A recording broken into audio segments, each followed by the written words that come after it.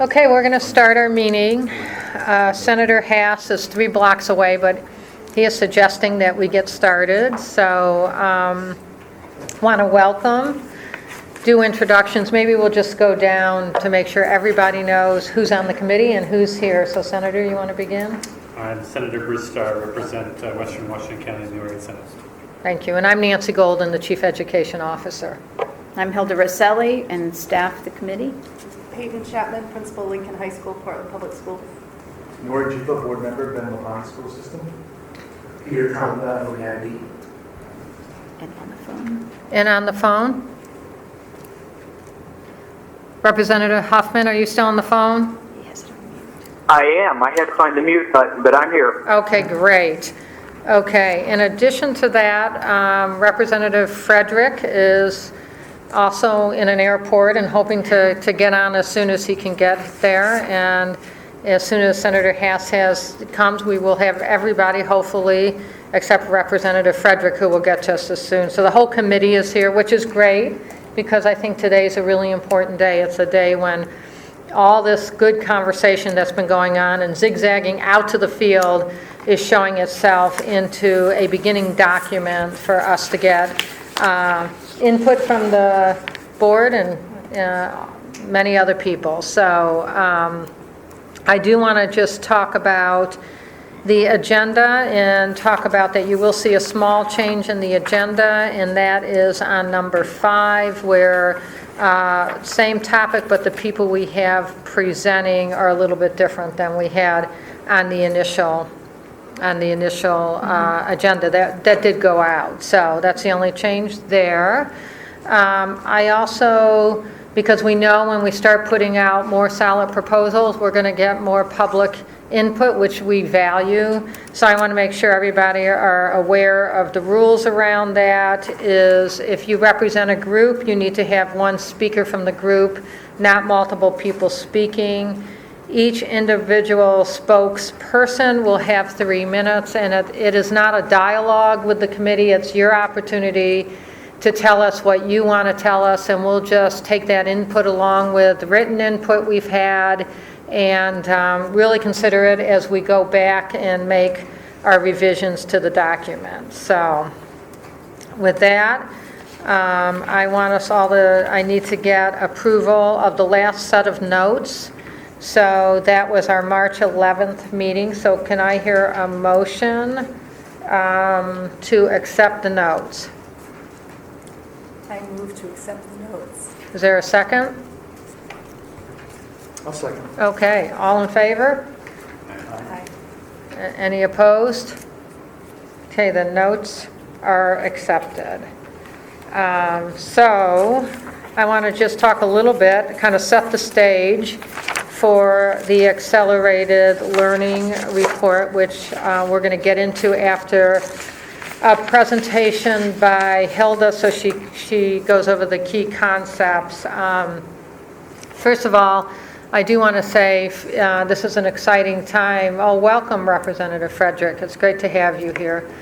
This is an exciting time for OEIB because, as you all know, our job is to really work at key transitions from birth to 3rd grade and from what we refer to as 11th grade through post-secondary, and we know that 11th is an artificial time because a lot of getting ready for college starts much earlier than that. But and so we also know that in order to make it so we can reach the 40-40-20 goal by 2025, we are going to need more options for students to get college credit in high school, and that's the main concept behind the work we've been doing. So that dual credit, that accelerated learning, accelerating college by moving into high school and other strategies. So this paper that has gone out and has been posted, we had over 24 colleagues read this. So these are typically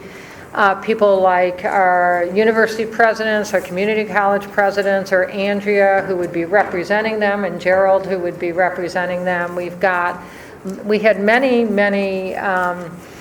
great input, very good input from all of the groups, and the paper has substantially changed from when we put it out till when it came back we've also seen feedback, heard feedback from people who are appreciating that they saw their feedback in the paper. So that's really good.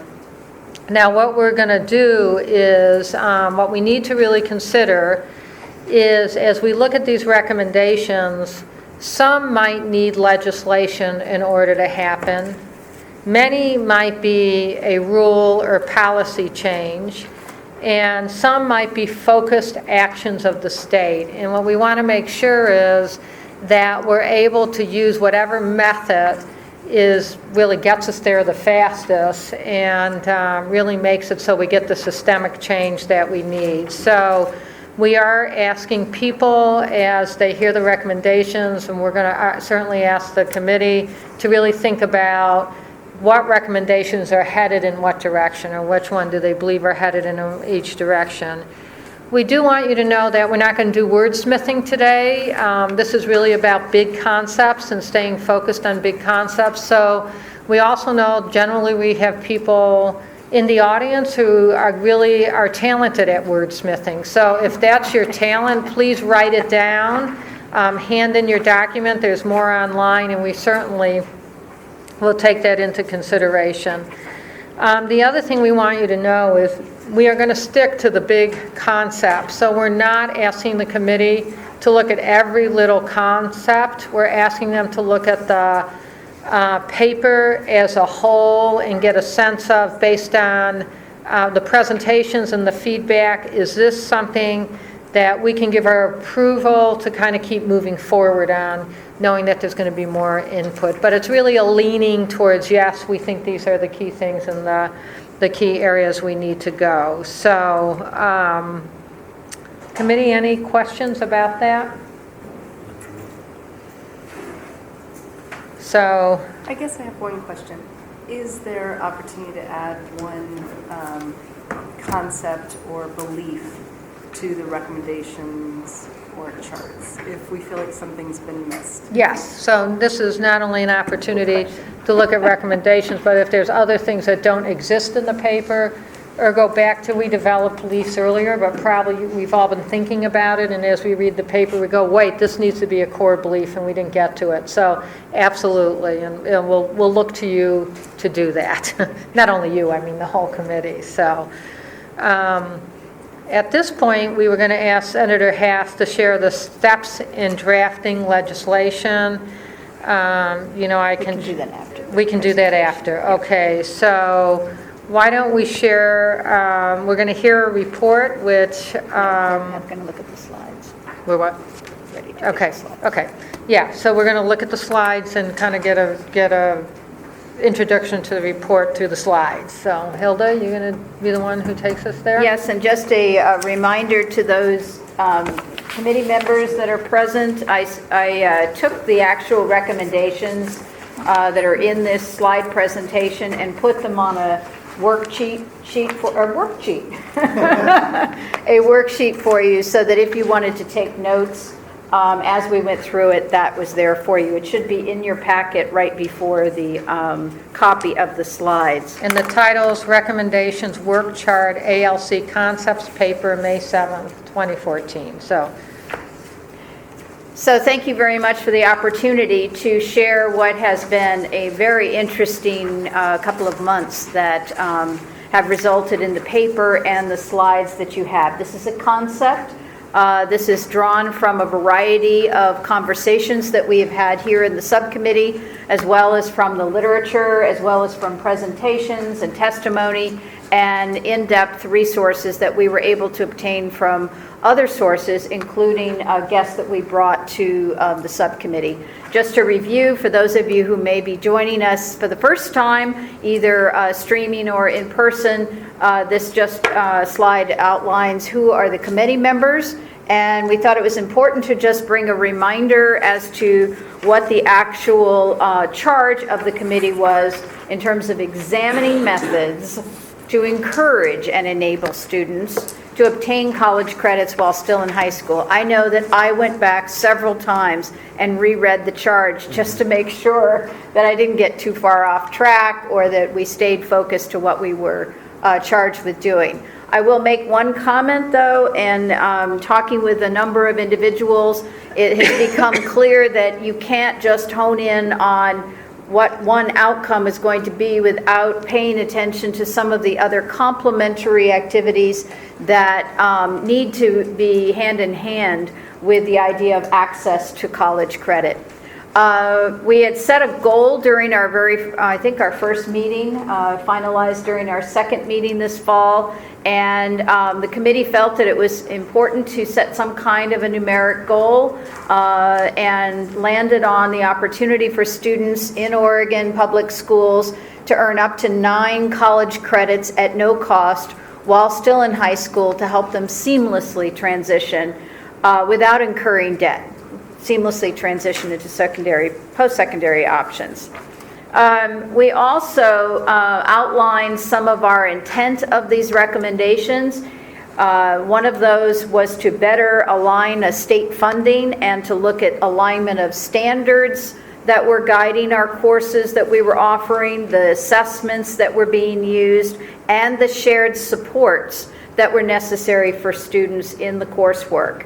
The second intent of the recommendations was to really encourage some efficiencies for our students, as well as helping them get past barriers that had been identified.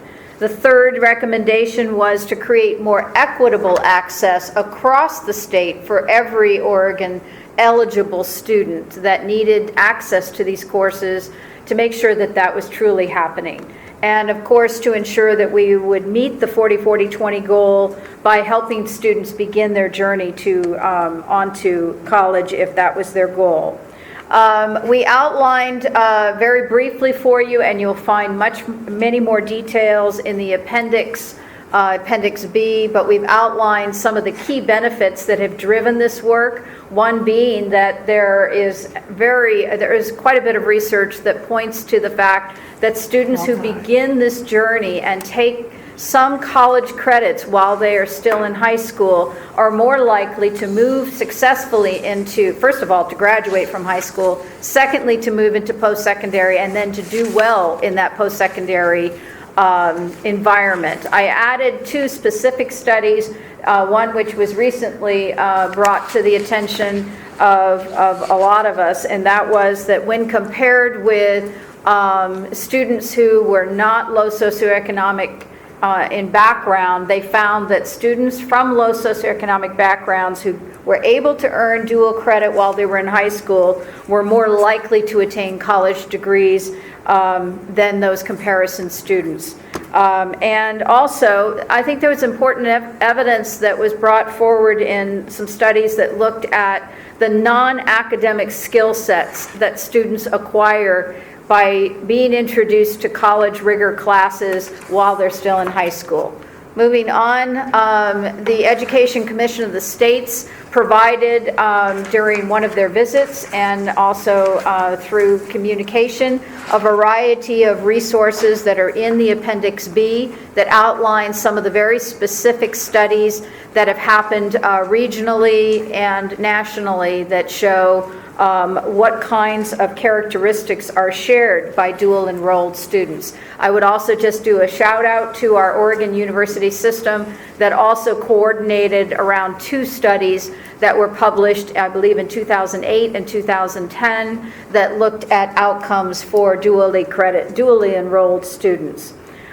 We felt it was important to be clearer around our language about what we mean by accelerated learning. If you look at the literature, there are a lot of different terms that people use to describe things that are similar and sometimes slightly different. We have chosen for this opportunity for this group, given the nature of Senate Bill 222, to think about accelerated learning as opportunities for high school students to enroll in college courses and earn college credits prior to graduating and prior to their formal transition into a post-secondary environment. And I call that out because we'll see in a moment that there are other wonderful options that are available for students that don't necessarily result in immediate course credit.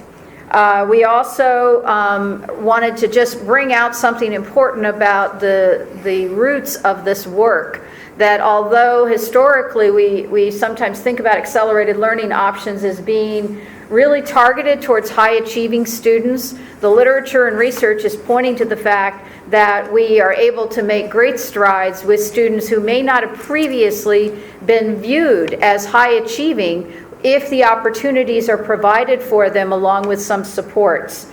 In addition, there have been there's strong evidence that there is movement among our typically underrepresented populations in terms of more participation in post-secondary credits when this option is available when they're in high school.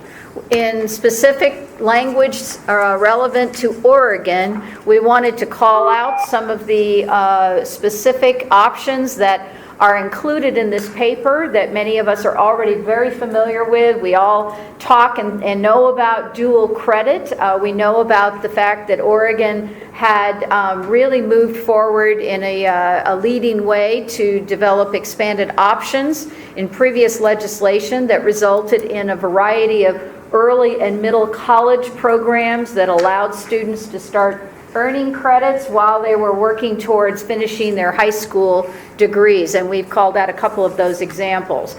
We also have in the state about a dozen school districts, at least a dozen school districts that are using what we call a fifth-year model, in which the students have actually completed their high school diploma requirements and they're remaining on a high school campus or at a university or college campus to earn college courses, and we'll talk a little bit more about that. We also really wanted to make sure that there was clear inclusion of career and technical education courses. We believe that that's vital in all of the conversations that we're having about this topic. We also did a call out to the options that are available for students that are already overseen by national organizations. The curriculum is approved and developed. The courses are approved, the training is provided, the exams are developed, and those are typically in the areas of international baccalaureate programs and advanced placement options, or advanced placement courses. And the difference that it might be worthy to note here is that students may participate in that course while they're still in high school, but it will be determined which of those credits will be accepted in the receiving institution once they've formally transferred, and of course it's dependent on their successful completion of an exam and passage of that. As a call out to House Bill 3232, we wanted to note that there was significant additional funding that was earmarked by the legislature to support the fees, particularly for students that are underrepresented, to pay for those exam costs for advanced placement and international baccalaureate. And with help from our colleagues both in Oregon University System and Oregon Department of Education, we provided a map. I know that in the hard copy it's hard to see the colors, so it's important for you to realize that the darkest color here, which is red, is representing the less than 1% of the graduates who are taking AP exams while in high school. The orange represents 1 to 9% of high school graduates who have taken AP exams, and the yellow, it represents 10 to 19%. In addition, just for those who may not be familiar with international baccalaureate programs, of which we have 18 high schools in the state, they have some additional requirements that are very particular to the international baccalaureate program, and we wanted to register those here. We also are fortunate to have several models in our state of something that is called sometimes early college or middle college. I just highlighted a few details on a local high school here in the Portland area. Dr. Golden had an opportunity recently to visit and was really able to learn quite a bit about the benefits for students as well as how they are supported by community organizations that are complementing the support structures that are needed for students. I mentioned earlier that we have fifth-year programs in our state, and many of the districts that implement this model feel strongly that this helps ease students' transitions into college and makes the cost affordable while providing the supports for students. I've listed some of the communities in which we are aware of. We've communicated with these districts about their programs. There are some financial implications that we'll revisit when we get to that section. Also of note is something that many individuals are aware of in Oregon, something that started in Eastern Oregon and now has grown in their region to include over 33 high schools, 2 community colleges, and a university. And I think what has struck us with looking closely at this model is the fact that it is providing a variety of accelerated learning options, but it's also paying attention to building that college-going culture much earlier. In fact, 5th grade is where they are starting out with a course in 9th grade that really hones in and helps students make some decisions and thoughts about their future. It also features what we call cross-sectional professional learning groups, where the high school instructors and the community college instructors and university instructors are all meeting together to look at what are those common course outcomes, what are the common assessments. In fact, they are developing common assessments and scoring those assessments, which really is moving students towards more of a proficiency-based model that allows the students to fully demonstrate their completion of the course requirements, but it keeps that college rigor at a level that the university and community college partners are engaged hand in hand with that work. This map demonstrates it's supposed to really be lavender and not 2 shades of lavender, but the map wouldn't allow us to do that. But that represents the existing districts that are served by Eastern Promise. And then, as many of you are aware, as a result of House Bill 3233, there was additional funding that was set aside to replicate, or was designated to replicate, models that were collaborative based on 4 major pillars of the Eastern Promise. And we wanted you to be able to see in what counties those programs are just now starting. They just were notified of their funding within the last month. And I think that leaves 18 counties right now that we do not have any formal arrangement that is based on an Eastern Promise model. There are, however, lingering issues, many of these we have talked about in this committee during this year. We are very concerned that the participation of students in our post-secondary environments is not even across all groups of students. And until that really shows us that we have more parallel and representative groups that mirror the K-12 demographics, we feel that that work is not complete. In addition to that, we are very concerned that not every student in Oregon has access to these free college courses if they are eligible in their local high school. We believe that some students are actually needing the ability to try out coursework while they're still in high school, and to also, in looking at the funding models, we found that there were so many different ways of funding this that there needed to be a more equitable model that looked at the true costs of this program for both partners.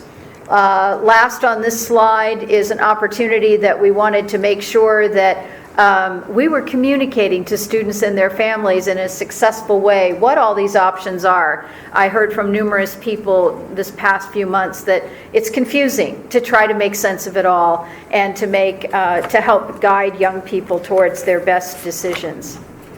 Some additional lingering issues. Some of these were highlighted by individuals who've testified for this committee, that we are just beginning the really critical work of aligning our high school coursework with academic rigor expected at the college level. Particularly, this has a nuance based on the acceptance of the Common Core curriculum standards, and really needing to realign that work across both post-secondary and high school. There was concern that sometimes students waste credits if they are taking a course for dual credit that doesn't transfer to something that is going to be accepted at the receiving community college and/or the university. There's a lot more that needs to dig in on that level, and we'll talk a little bit more about that. The specific needs for support and services have been mentioned previously, and the opportunity for equal access to something like a college success course for dual credit, which actually includes a lot of the kinds of study skills that students may need. It can introduce them to how to complete a FAFSA form, how to apply to a college, how to select colleges, as well as it could, in some places, we're seeing that they're including diagnostic information about how students are scoring on college-ready assessments so that they can be caught up by the time that they finish high school and start earning credit with that very first course. We also are very aware, as a result of the work of this committee, that we lack common data across all of the options that we currently offer. And so it's very hard to document the impact of the work, the good work that's already going on and where we want to go. The committee adopted some guiding parameters. Two of these on this list are in green and will require additional discussion by the committee. These were drawn out of conversations, but were not formally accepted in the earlier parameters that you adopted. I believe that might have been at the November or December meeting. And so you'll note the one in green here that looks at this idea of a student-centric policy that really focuses on what our students' needs are and moves some of that demarcation of this is high school, this is college or post-secondary work, to blend that and to also consider how the Achievement Compact metrics are moving us in that direction as we create and develop a seamless system. The other one that is in green that would require this group to weigh in on was during our last meeting, there was a clear discussion around the expectation that the committee was interested in around high school instructor approval processes. And I think Dr. Golden worded it in a way that looked at the fact that if we have a process, it should result in the same results, for the same teacher at the same time, regardless of which institution is going through the approval process. So I added that. The group can decide if that stays in as a guiding parameter.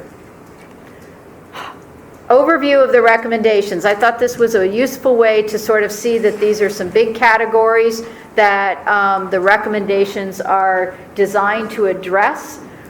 We've certainly talked about free college credit courses for college-ready high school students, and to be very attentive to where access is traditionally not available. And this alignment of curriculum that we mentioned, and the fact that the courses must really meet the academic rigor that is expected of post-secondary institutions and be applicable towards either career technical work or perhaps the OTM or general education requirements. We also have recommendations in here that support this earlier college-going culture that we know will help more students and their families plan accordingly. We hopefully have addressed a equitable funding model and resolved some concerns about the fifth-year programs, particularly when they are retaining students. We'll look at that in terms of a specific recommendation. And also, lastly, the outcome data that we think should be collected. That's spelled out for you in one of the appendices. And also, I think you'll see throughout this paper an emphasis on the collaborative culture that we're seeking to develop across the high schools and post-secondary environments. Just a reminder that today it will be critical to think about if there are prioritizations for these recommendations that the committee feels need to move to legislative action. Whether or not some of these should be addressed through rule changes, policy changes, could be at the State Board of Higher Ed, could be at the Higher Ed Coordinating Commission, could be elsewhere. Maybe there are focused actions that need to be taken by state agencies, and there are some that may warrant one-time strategic investment funds. Reminder that everything that we're doing right now in Oregon around education is trying to filter through an equity lens that really reminds us of the importance of paying attention to every single student and their individual needs, and looking at the value of our post-secondary partners and what they bring to the table for success for our students, and realizing that our students that sometimes have been described as at risk or underperforming sometimes represent our very best opportunity in Oregon to improve overall educational outcomes. We are calling out the need to pay attention to the communities and organizations that may be called upon to support students, and to also pay attention to different groups of students, including English language learners and students who are out of school. We call them out of school youth right now, and looking at how our resources are specifically addressing those students' needs. So in beginning, a quick look, you're hoping it's quick, a look at the specific recommendations. They are clustered in some big categories. This first category is under program participation, and in drafting this, and I certainly look to the committee for your advice on this, the access here is a little broader than just the course credits. And I will tell you, I just had a conversation with Peyton about the fact that, you know, if the courses were there in many communities, which they have been, but students haven't been accessing them, it begs the question, there are other things that have to be done to help students get from knowing that they're available to actually enrolling and engaging in those activities. So we've laid out what we think some of those might be. In addition, we know that the successful partnerships in our state that have already brokered some kind of an arrangement for students are using some type of an agreement. We believe that those are very important and should be reviewed annually by all of the partners. We know that particularly given the vast realm of advanced placement coursework that is available and the 18 IB high schools that are in place, that we could do a better job of intensifying our efforts to make sure that students of all types are engaged in enrolling in those programs. And we've met with a group that has offered some assistance in this. They're working with 6 states and about 12 districts now in Oregon to specifically look at how do we increase the participation of typically underrepresented students in IB and AP programs. This next category is looking at program development. And in order to do the work that's been charged of this committee, we feel that one of the steps that is still critical is a real mapping of where coursework is available and not available across the state, and particularly looking at high schools that serve a high proportion of students on free or reduced lunch, and making sure that there is equitable opportunities. I will tell you, I thought I could do this by myself with just accessing data, you know, pulling a few charts together. And then I've had conversations with a number of my colleagues. This is not an easy thing to pull together because historically our data hasn't always asked the question in the same way. But we are still at this, and one of the recommendations that a step that could be taken would be a survey of all of our school districts. We have not done that to date. We thought that if we do that, let's do it once and ask all the questions that we want to ask before we ask that of the superintendents and high school principals. Secondly, a recommendation here under program development is that seed funding may be necessary to establish new partnerships in those communities where we find that students do not have access to at least 9 college course credits. And I think that this would be the opportunity to one time start off the relationship and partnership that needs to develop between the high school instructors and administration and the partners providing the college coursework and transcripting that.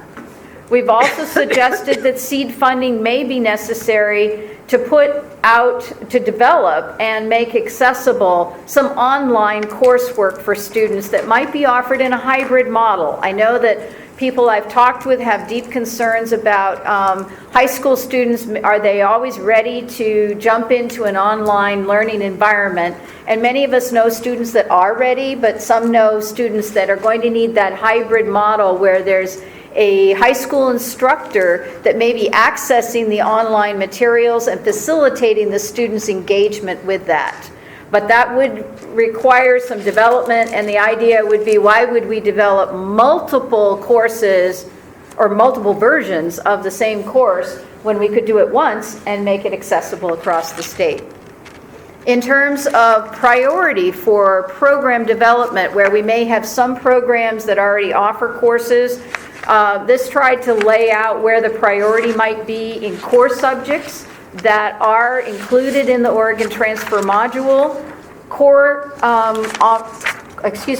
offerings that are part of an articulated career technical education pathway or certificate that lead to an industry-approved certificate, and also, again, this opportunity to think about what kinds of interventions we may want to put together for students who are not right now showing that they are college ready or believing they are college ready. We know we will have opportunities to use things like the PSAT and the Smarter Balanced Assessment to perhaps point to where there are still areas that students will want to strengthen, and we believe that the use of the senior year could also help students in being able to start taking courses that have built into it some transitional skill development. And there are a number of projects nationwide that we've uncovered that are moving in this direction. In terms of enrollment, I think this is a little bit redundant, but it just is a reminder that on the student side, not just the program offering side, but on the student side, we want to make sure that students are advised to take the courses that are going to be able to be best transferred once they successfully complete them and move on. Secondly, we want to make sure that, well, not make sure, this is a recommendation that if students are able to enroll in a college success course, that this could provide a dual credit course start-off point where a student tries out academic rigor. This is a course that's offered in many of our community colleges and some of our four-year institutions. But the course could include the study skills that students need to really rev up to be ready for that academic rigor. It could include those things that we already know students need support on, like filling out a FAFSA form, knowing how to select and sort through the college options that may be available to them. And it could include some of those transitional skill development, like reading in areas that are going to be, and writing in areas that are going to be expected in the college level coursework. In terms of enrollment, we also believe that this is a great time to call out something that is part of our high school diploma, which is called an individual profile and career plan. This is required, but we feel as though it's an underutilized tool that students could really use to tap into all of the resources that they have available and track their own choices and progress regardless of where they go. So we think that that should follow them and be a tool that they use continually. This also calls out that enrollment must be accompanied by a college-going culture that provides students with the advising that they need and some career planning. Now we move into financial provisions. I get to take a rest on my voice, and I'm going to ask Peter Trumba if he'd like to walk us through these slides on this section. And I would also call out that we have a visual that we added to help make this a little clearer, and Seth is going to pass that out to the audience. Members of the committee, you should find this in your packet. Peter? Thank you, Hilda. It's a pleasure to work with you. It's a pleasure to have a little piece of this presentation. While the folks are getting a handout, I want to say that the way that we developed the financial provision was first to look at the existing finances in Oregon for students who are dual credit, And then we also consulted with other states, Ohio in particular, which has a different funding model. And our resulting recommendation is really a hybrid of the Ohio model that's been vetted through a number of different sources. The current model in Oregon, well, I'll go through the slide first. One key thing is there's a belief that public school students should not be charged for tuition, textbooks, or program fees. Currently, the status of that in Oregon is that's true for some students in some areas with some colleges and not true for others. Second has to do with how we count students in dual credit with respect to the K-12 funding formula and the community college funding formula. Right now in Oregon, if a student is enrolled in dual credit, he or she counts in both funding formulas. So they count at their high school and they count at their community college. It's not 100% true because if the community college is over-enrolled past a certain cap, those students won't count, but in this low enrollment time of, given this year for most community colleges, that student is counting in both places. So that's the existing situation. In our revised or proposed model that you can see on the handout, we are proposing, am I too close to the microphone? Okay, thank you. I hear the feedback and I just kept moving forward. In our proposed, well, let me talk about Ohio for a second. In Ohio and in some other states, there's this notion of the dollars follow the student. So in a case where a student takes a class at a community college or a public university, the dollars that the state pays for that student to attend the high school goes to that other institution. And that's the model that exists in Ohio. And for Ohio, they're actually looking at a separate issue from Oregon because they've seen the dollars flow from K-12 to post-secondary, and they're trying to address the fact that actually when the student is enrolled in a K-12 school and attends in post-secondary, the K-12 school is still providing some degree of counseling and guidance services. So in their case, they're trying to split the service, which historically has gone all with the student. In Oregon, we fund both the K-12 and the community college, but we're asking the same question. Should some of the resources that currently flows to the K-12 school actually flow to the community college?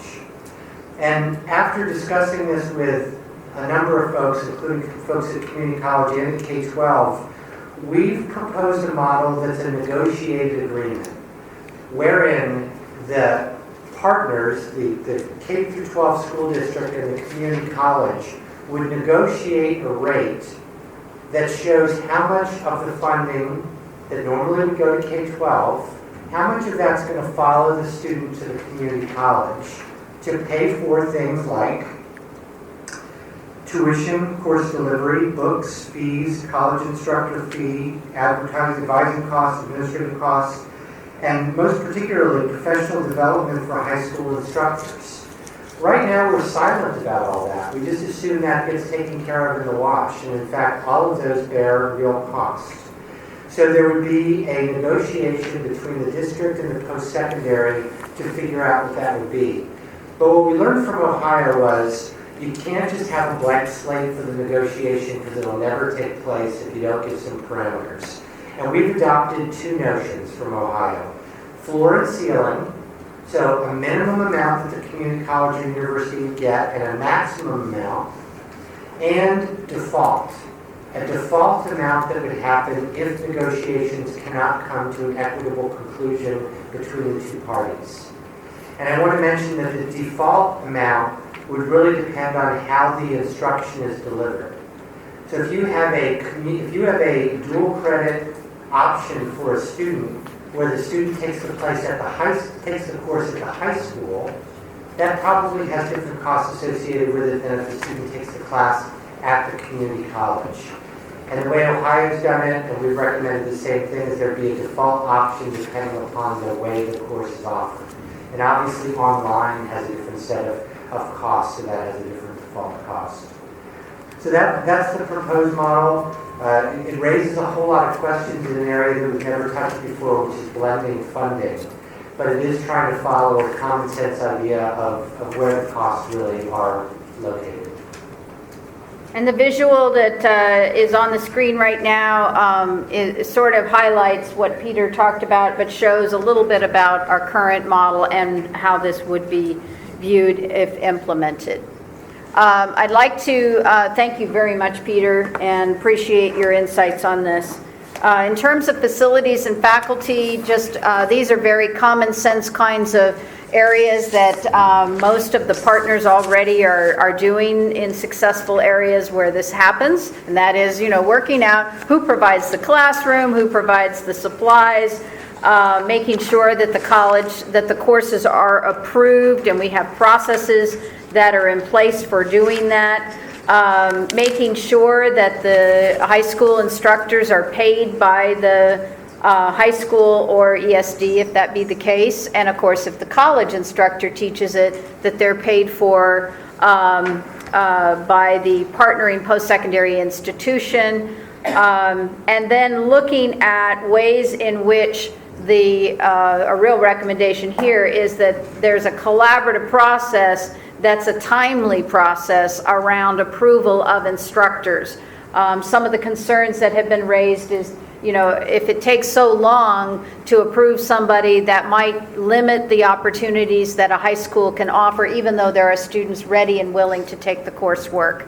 Moving on to number 7 here, I mentioned this earlier, that in a conversation that we had at our last meeting, that it was strongly believed that there should be the same results for approval processes for the same candidate, regardless of which institution is reviewing them.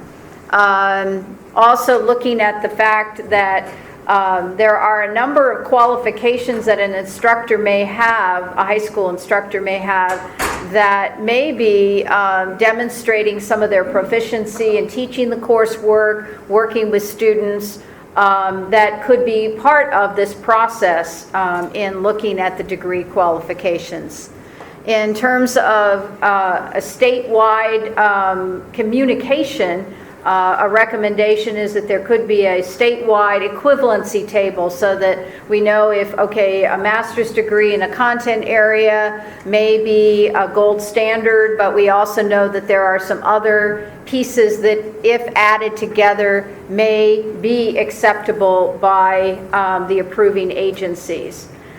We also felt as though there could be a need for seed funding, particularly for development of access to, a statewide access to online graduate courses. If you live in Toledo or Ontario, it may be a little more difficult to get to a university campus during the summer and get the graduate courses that you need. And so there may be a need to incent development of those courses and make them available to teachers. Under quality assurances, these are mirroring many of the conversations that we've had around the need for ongoing professional development, around the content, the course delivery, the assessments, and ongoing professional development. It isn't a one-time thing, and we think that should be funded and offered in all cases. Number 3 under this talks about the need for a plan for K-12 educators and support personnel to really look at how are you going to develop a college-going culture. We have a framework, we have tools, but I think there's been limited progress, or let's say uneven progress across the state in terms of really helping support students. There may be need for funding to actually scale up a college-going culture and resource tools that are available to all of the students in our state. We think that 21st century tools should be considered in this, that there are things that students can access now in ways that were not possible 10 years ago. Transparency, a lot of this is around the communication that everybody has told us is so critical. Parents need to know what this means for their students, what the transfer guidelines are, what the opportunities are, what the differences are between the opportunities, and that they are really given that opportunity to start planning for that much earlier in their schooling. There are many organizations across the state that are individually helping students with college-going activities. We just want everything to be communicated through all of those partnering agencies as well. And we believe strongly that there should be an annual report to the governor, to legislators, and to the various boards that actually should include the State Board of Education as well as the Higher Education Coordinating Commission. That is my fault for leaving that off. That was on my notes. Around the actual participation, who's participating, and the results of this disaggregated by student demographics and by the type of course. This is the kind of data we do not have access to right now. That concludes the recommendations, and thank you for your patience as we went through them very systematically. Thank you. Okay, now it's time for discussion. So who would like to start?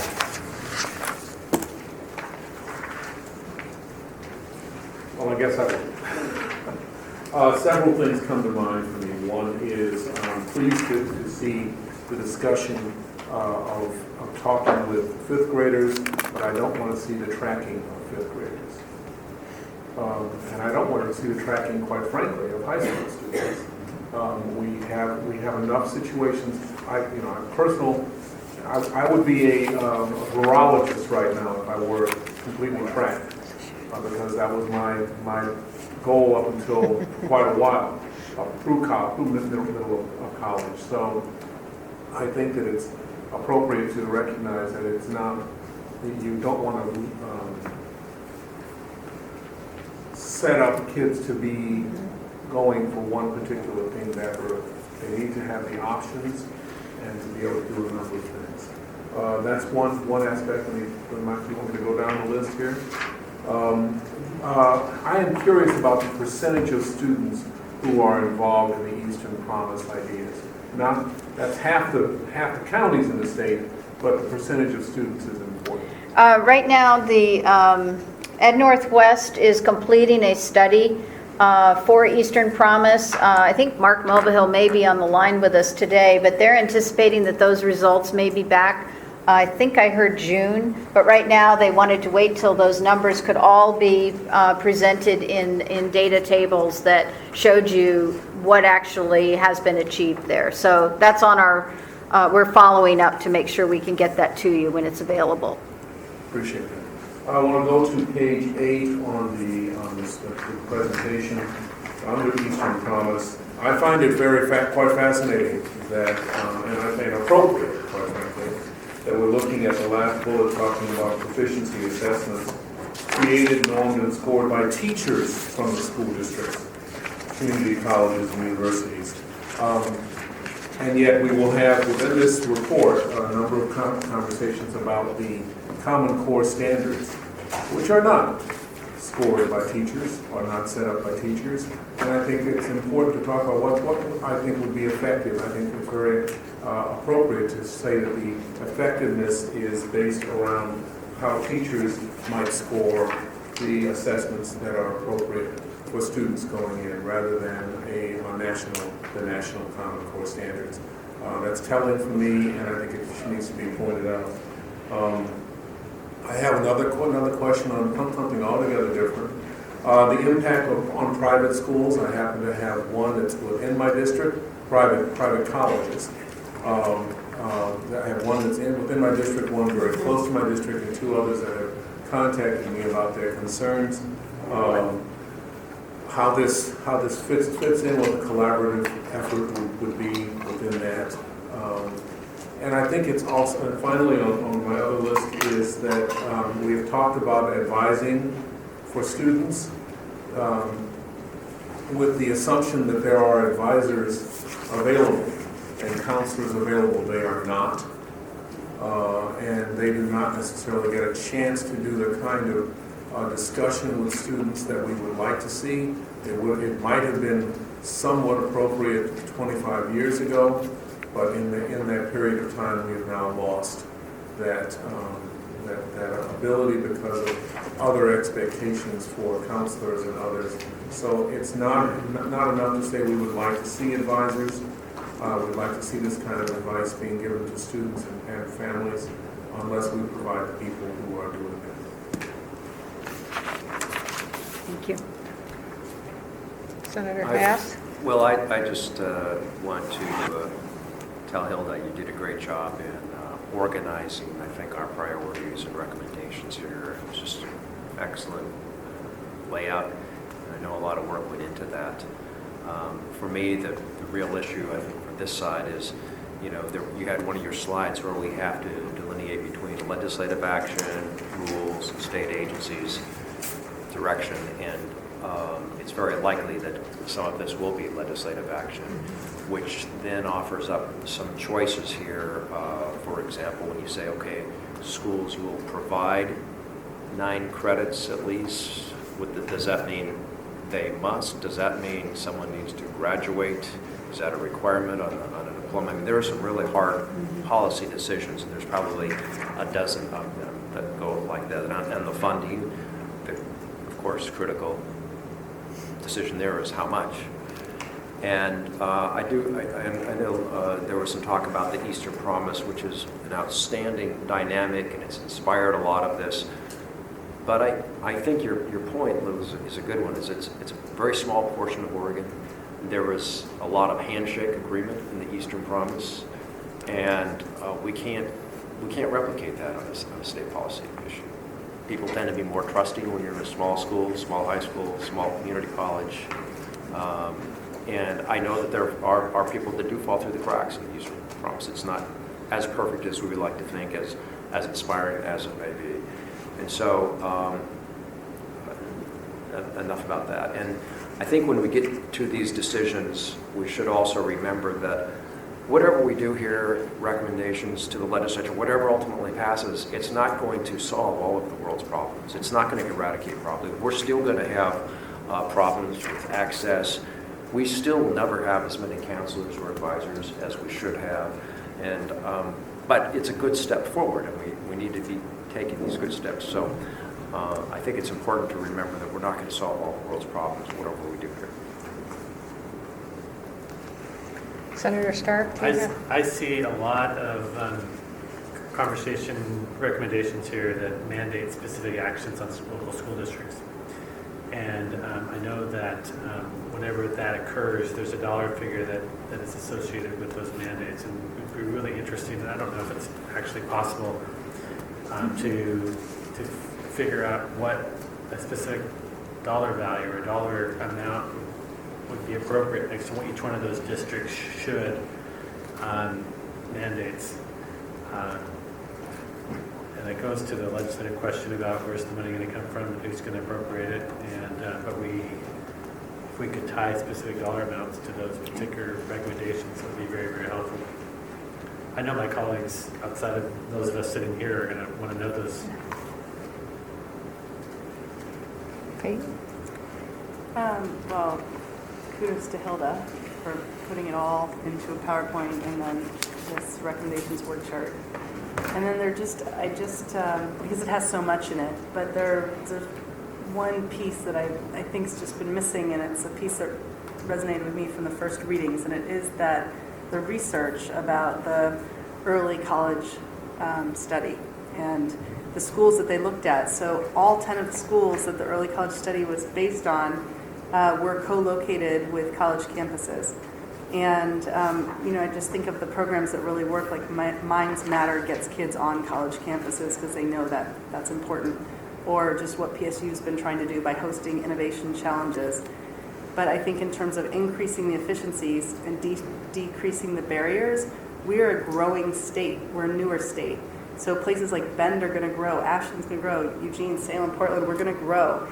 And I feel like we have to really point out to the audiences and legislators and Joint Ways and Means Committee people that we need to be talking and planning more long-term, not even the next few years, but about how we can decrease those barriers by co-locating campuses. So just talking to Nori about what's been happening in Bend, and they have, the Oregon university system has grown from a 2-year to a 4-year university, and there wasn't conversation about putting the new Bend High School there too, or if you're into charter schools, or having a program that allows kids to be co-located. And I say this from a parent perspective and from a principal perspective, and then also trying to use the equity lens.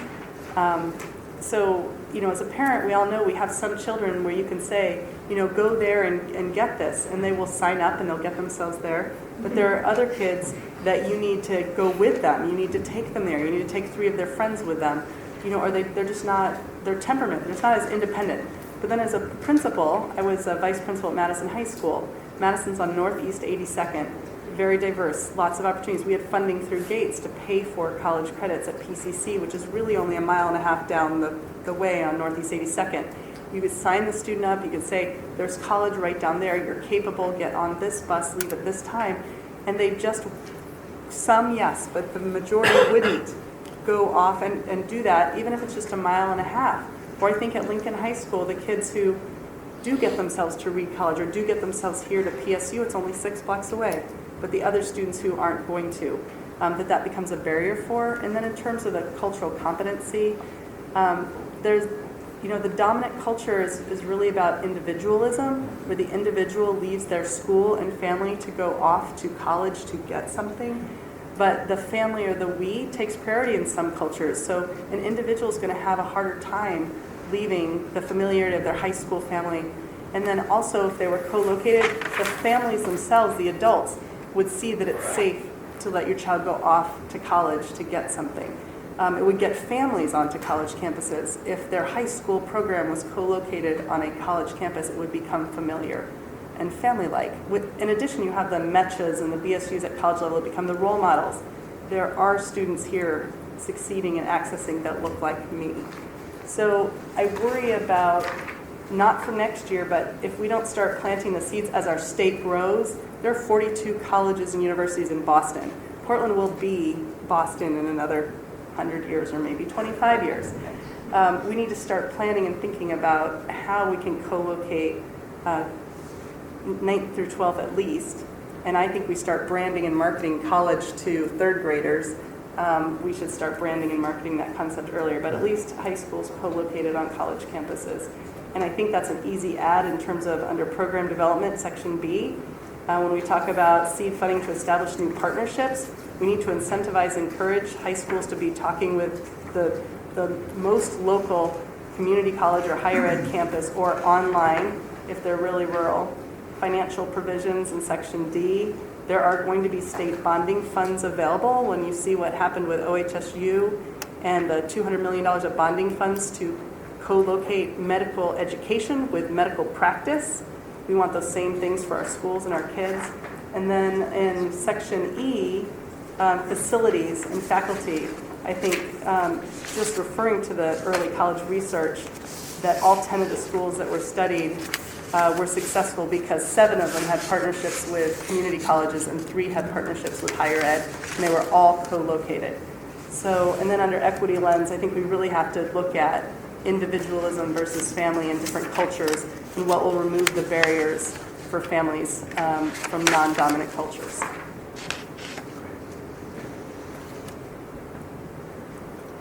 But other than that, that was really comprehensive and great. And I appreciate the work. It's been fascinating for me to be part of the committee, so thank you. I also want to thank Hilda and Nancy for this great work. This is some of the best work I've seen on any committee. I want to echo what Peyton said, that even in a small community like Bend, where everybody knows each other and we talk to each other all the time, we haven't had any collaborative effort in capital expansion. In Bend right now, we're building 2 new schools, K through 12. We're expanding the community college, and we're expanding the Oregon State University Cascade campus to a 4-year. And in the last 2 years, we've had no discussion among entities about co-locating or do so. And I think the reason is that it's not because we're not talking to each other. It's just that the funding mechanism is all different. I guess it's one of those institutional barriers of the system. Doesn't look at it that way. So I think that's a great thing to look at, and we'll continue to expand. I think there's a lot of value. And then we're a relatively small community. We're growing, but to get from one end of the town to the other, it's 15 minutes. We have high school, community college, OSU campus, all within 2 miles 2-mile radius, and there's still, that in itself is not the same as co-locating and having that towards this goal of creating a college-going culture. So I think Peyton's onto something here. To something that Senator Hass and Senator Starr referred to. I think for me as a parent, a community member, and a board member, I'd like to see a lot of this be about incentives rather than mandates. And it's consistent with outcome-based funding that the governor is pushing for. And so if we can incentivize buildings and districts to increase accelerated learning, and we should pay for that based on outcomes. And to the point of whether those non-college credits is a graduation requirement or not, I would say not, that it should be a mandate that districts all make that available to students. And hopefully from a sort of grassroots push from buildings and from parents and teachers, we get more students involved in that. But I think anytime we can do things as an incentive, I think we see better outcomes. Representative Huffman, are you able to weigh in?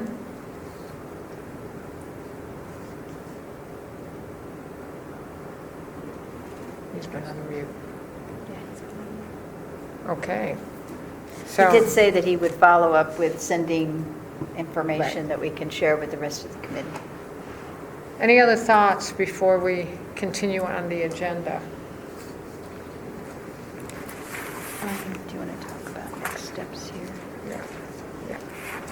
Okay, so just want you to know, another opportunity for people to weigh in, testify, is that at the next OEIB meeting, which will be next Tuesday, we will be presenting this report another time so that the whole board can see these recommendations, because this is, they're trying to lead this whole seamless system, and we want to make sure we're communicating with the OEIB. So, and then let's see. Outcomes and investments also. Yeah. And the other place that it's going is to the Outcome and Investment Committee. The way our Outcome and Investment Committee is working is that we have, the OEIB has two other committees that are working. One's an equity committee and a best practice, and they'll be bringing recommendations to the Outcome and Investment Committee. These would be to eventually decide what are our key priorities, what's the funding requests we're going to make, and some will be reallocation of regular resources, and many will be funding recommendations, and all of those recommendations will then become, the final ones will become part of the proposed governor's budget, and we'll move those forward. In addition to that, we know there might be some recommendations coming from this committee, as well as legislation and other things. So those are the two other sort of official places that this will be going. So I think if Senator Hass, we were going to have you talk a little bit just about the legislative process. So if we look at legislative council and drafting, what exactly is that process in timing, just so we all have that in mind? Well, we do have Hannah Lay from the Legislative Council here with us today, and she's been working on education issues for a number of years now, so she's familiar with the art of this. I don't think there's any science to it, but there is a necessary time, and that's required. And so I think that's why it's good for her to be here, so she can kind of, through osmosis, understand what we're talking about when it gets down to the rubber meeting the road, and that's actual draft language in legislation, so our colleagues can see what we're talking about in actual action. And that's more than just whereases and goals. It's like, okay, then, all schools shall do this, and it's real concrete laws, which I think are at some level will be required here. So we'll need something that we can put into a draft form based on our recommendations by November, I think. This will not be a small technical fix, but I could be wrong, but I think it could be rather involved. And so if the last couple of big education bills we've done serve as a template, we've done this at a task force level where in the fall, the legislative council, people start getting involved, and then recommendations by the task force are voted on and then put into actual legislation. So, and I'm not saying that's the perfect way to do it, but that has served as a pretty good model over the last few years in Senate Bill 270 and Senate Bill 242. And so, but that requires then us in the next few months to actually, through consensus, come up with some of those difficult decisions that we're going to be asking our colleagues to consider here in 8 months. Okay, so any questions about that? That just gives us a sense of a process we do for the recommendations that would take legislative, would require to move through a legislative process into law. So without any more questions about that, I think we'll go on to number 5 on the agenda. And I want to just introduce this a little bit because I think this is something that has been in front of the committee before. This is a recommendation regarding instructor qualifications to increase access to due credit programs. This was something that I think before the last full session, there was a lot of conversation. I know Senator Hass, you had concern.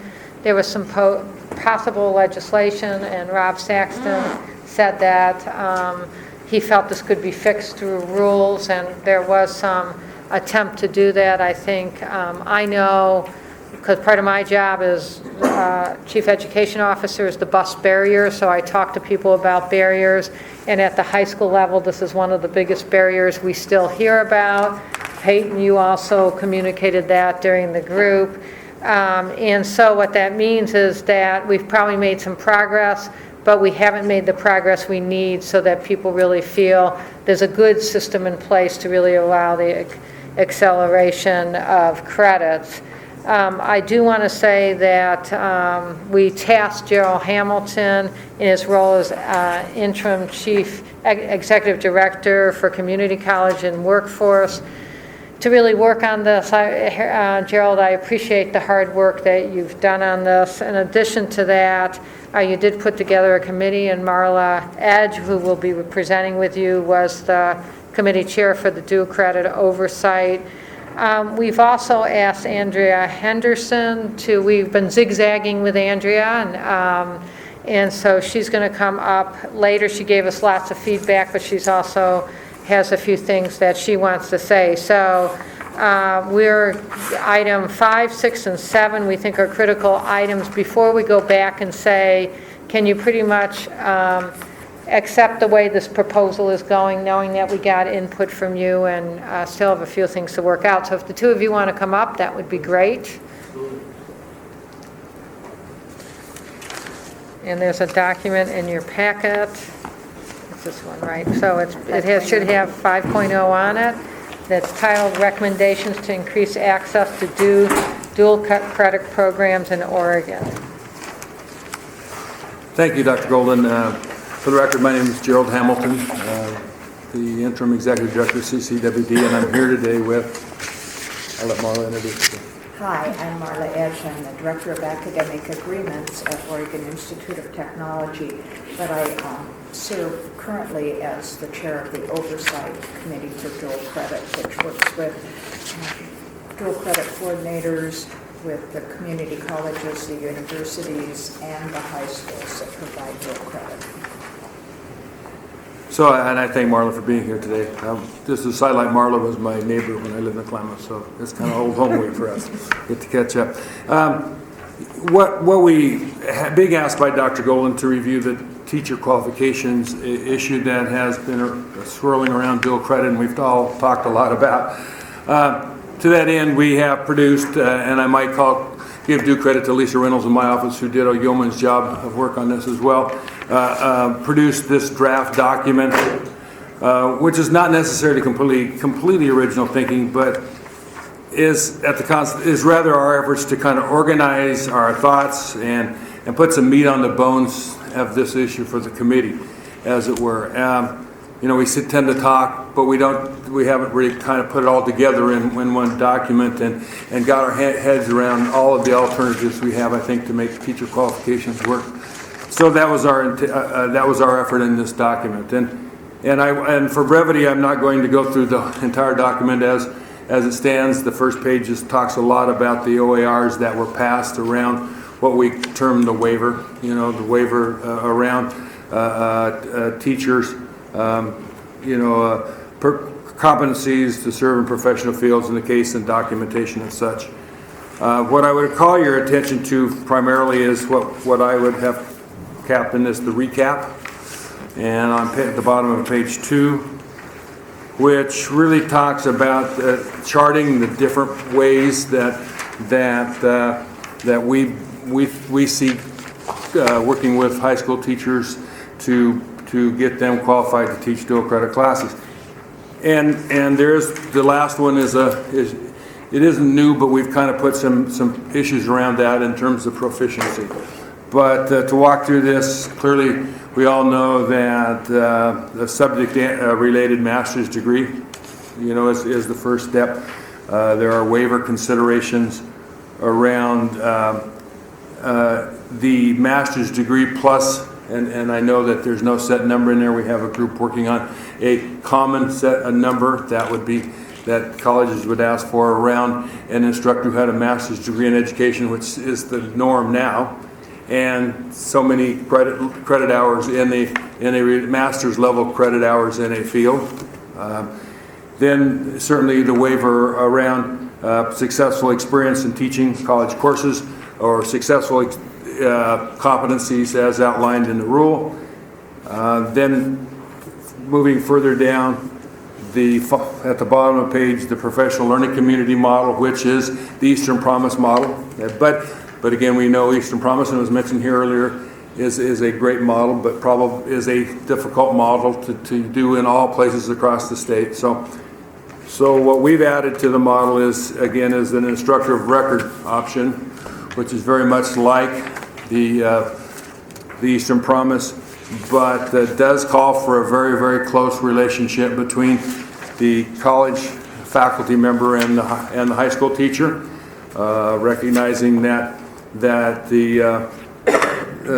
collaboration would produce some professional development between the two, and ultimately some collaboration on assessments to ensure that the high school student does have proficiency at a college course level, and that would, I think, certainly gets to benefit both the faculty member and the college teacher. So before I go on, I'm going to let Marla take over a little talk about the committee process that this went through. Okay. First of all, I'd like to say it's really nice to see you in person. I've been watching you on video for the past few months, and it's a lot easier to see your faces. So, thank you for letting me talk on behalf of the dual credit coordinators. The teacher qualification issue is a topic that the dual credit coordinators talk about extensively in almost all of our quarterly meetings. And then the Dual Credit Oversight Committee had the opportunity to review this document in the past month in its draft form. And we were appreciative of the background that was presented. Many of us have worked for quite a few years in this area, but we're aware that not everybody has the same context that we do. And I think that helps people understand what led us to this point. The national standards and the Oregon dual credit standards and the national standards are have been developed by NASEP, the National Alliance for Concurrent Enrollment Partnerships, which Hilda referred to in her work. They're very clear that course offerings and teacher qualifications are consistent with the institutional practice. And so I think that's where we've had a lot of issues because of there's an OER, as you're aware, that addresses the qualifications to teach as an adjunct or a member of the faculty at the community colleges. That OER doesn't apply to the universities, and so in some ways At first, I was like, well, what's the big deal? I'm able to qualify teachers if they're proficient in their area. But that isn't the same for the community colleges as it is for the university. And the committee keeps that in mind continually. We think that the document before you provides ways to consider waivers to qualify high school teachers to teach dual credit, and some ways that are very usable. We recognize that the issue is ultimately a faculty and departmental purview, and that there may still be some barriers there. In some cases, they really do not want to endorse the waiver because it differentiates the way the current waiver system is, because it differentiates between instruction and instructors. We also feel that Oregon needs to increase ways for high school teachers to meet qualifications, as Gerald's indicated. It's an issue that needs to be addressed in order to be able to meet the ambitious dual credit goals that the state has and that we personally have, and to assist access for students. And we know that this will take planning, time, and the funding, the bad word, but it will take funding. I appreciate the earlier PowerPoint based on the concept report that drew attention to this, as well as other issues surrounding the teacher qualifications and accelerated credit. Additionally, as I'm sure you know, as access increases, the demand for additional coursework and preparation also increases, putting additional stress on the system. Currently, we are asking our secondary and college and universities to do a lot more without compensation, either in time or funding with dual credit. And I have a very willing faculty who has taken on more and more, but I can see pretty soon they're going to say, I really can't do this without release time or funding or a stipend or somebody in my department that can take on all the liaison issues. We also feel Welcome to Unified Conferencing. We also feel we must pay attention to offering the right credits, as was indicated in the concept paper. Credits that will transfer and can be used by students to progress. This takes deliberate review of what is offered, and transferable usable credits is necessary that student work is applicable to their specific pathway and degree goals. And we also know that not everybody that's 16 to 18 knows what their degree goals are. This takes intensive advising, and I appreciated your comment about there just aren't advisors available right now. It's having just recently had high school students, I know that's the case.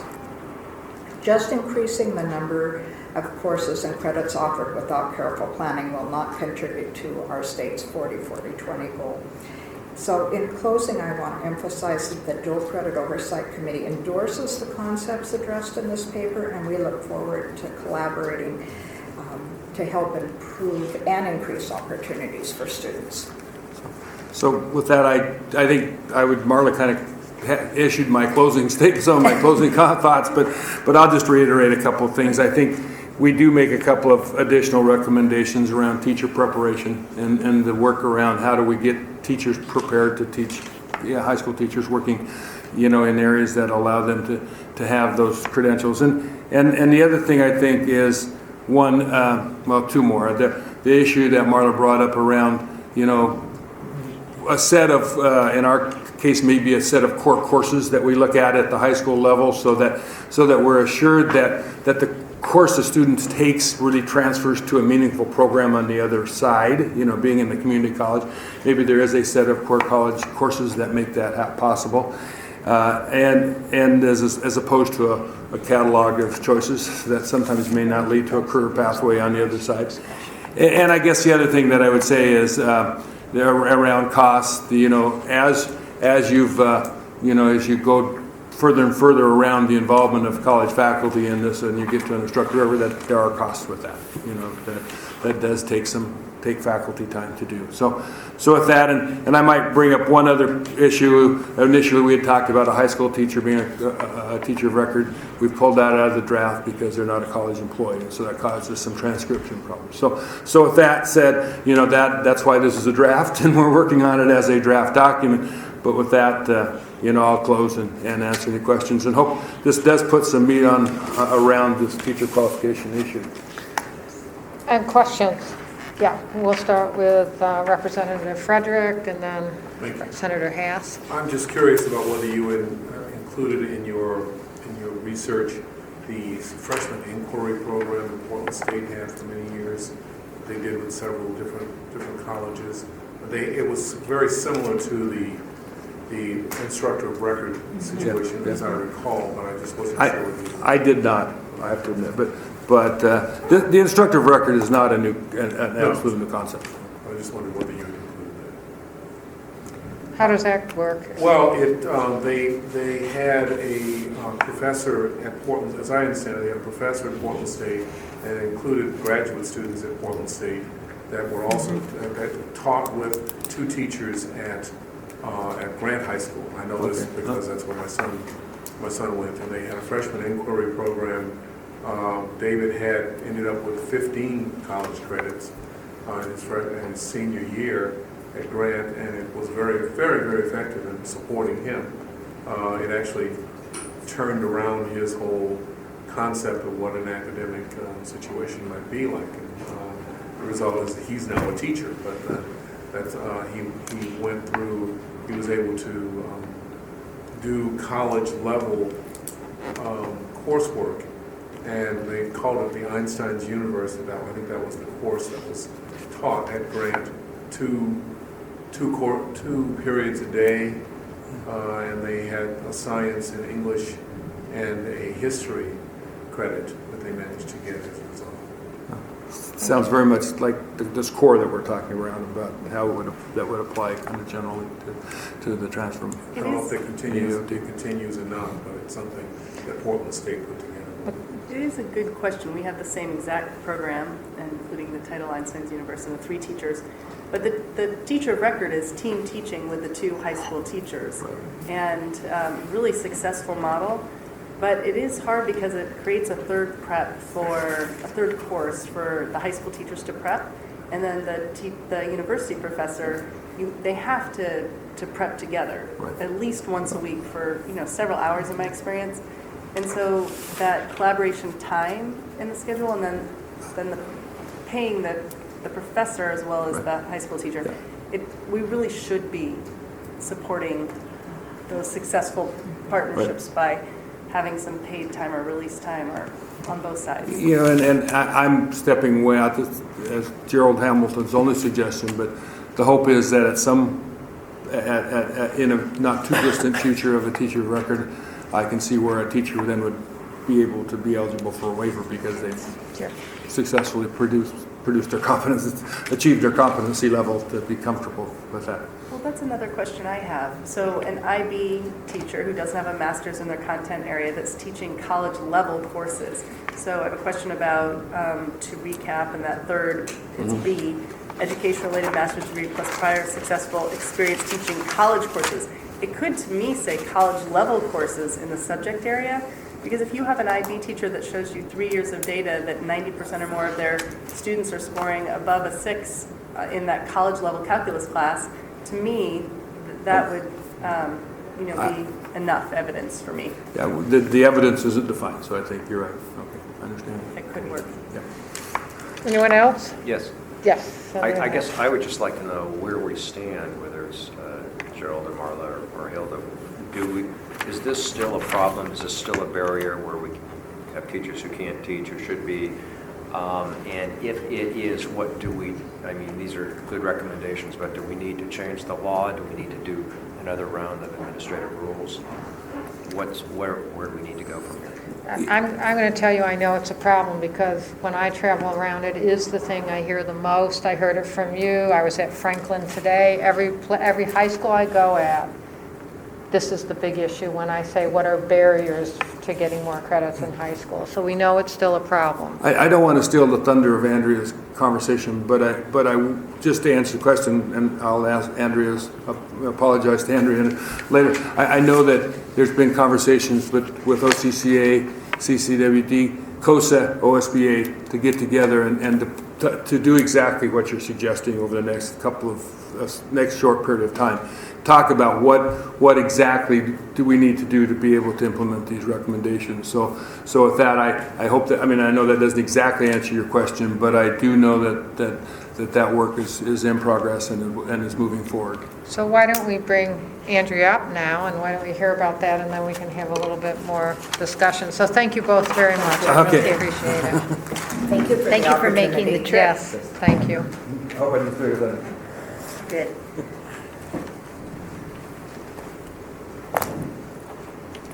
So thank you. For the record, Andrea Henderson, Executive Director of the Oregon Community College Association.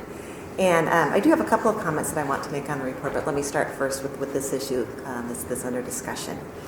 And first, I want to say that the colleges are completely supportive of the goal of this report.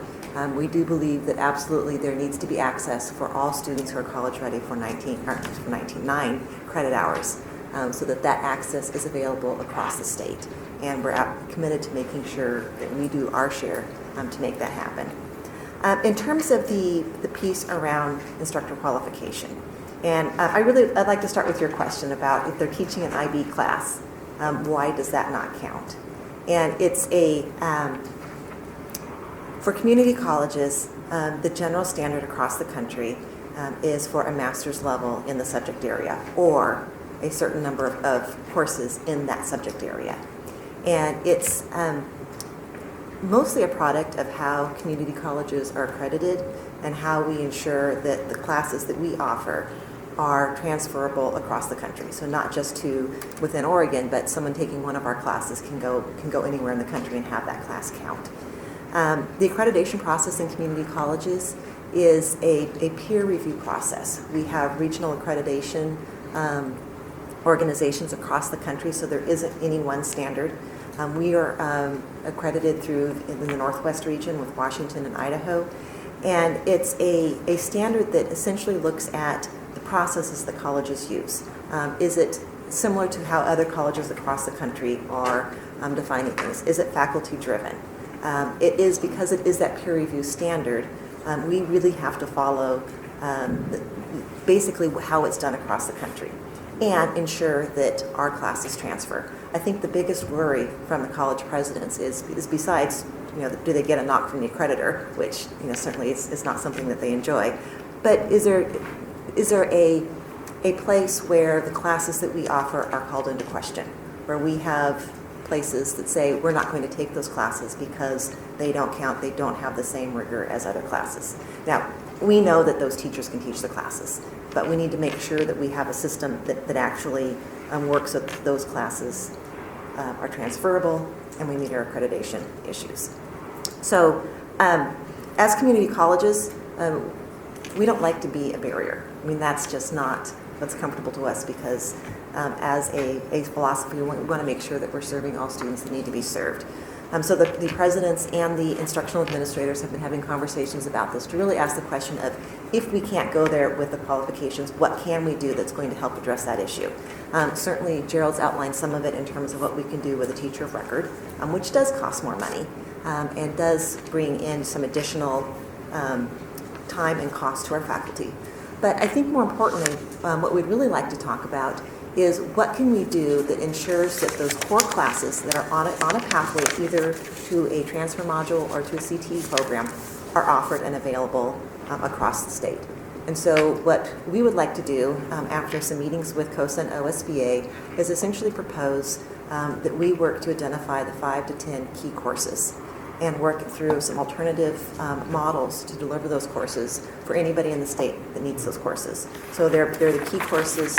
I'm sure Writing 121 would be one, a math course, just those key areas that are going to be part of the transfer module, and ensure that they are accessible and deliverable, and really use this as an opportunity to look at some of the more creative ways that education is being delivered now. Can we do a flipped classroom with some of these? Can we agree with some common, bring the faculty together, both college and high school, around these key courses? Can we agree to perhaps lectures that are online so that the high school teacher can do a flipped classroom where the college professor has online lectures and assessments? can we do some MOOC type things in looking at these to deliver those? Certainly online learning is an easy one that we should have available. So I think it's really an opportunity to meet the goal, to ensure that we have those courses available for everybody statewide, and ways to do it in some very creative ways.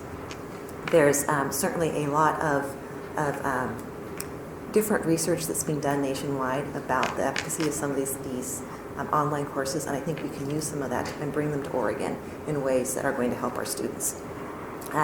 So we are putting together a task force between COSA and OCCA of some key both administrators and instructional leaders to say, okay, let's identify those key courses and then let's work out a plan in terms of how we put it together.